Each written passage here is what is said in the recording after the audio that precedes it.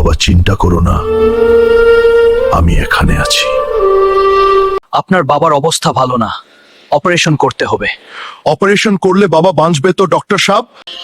Operation করতে হবে। কত টাকা লাগবে? 1,00,000 টাকা। আমি নিয়ে আসবো। বাবা থাকলেই আমার সব। বিক্রি করবেন? হ্যাঁ। এই নেন টাকা। অপারেশন শুরু। আল্লাহ, বাবাকে বাঁচায়ো।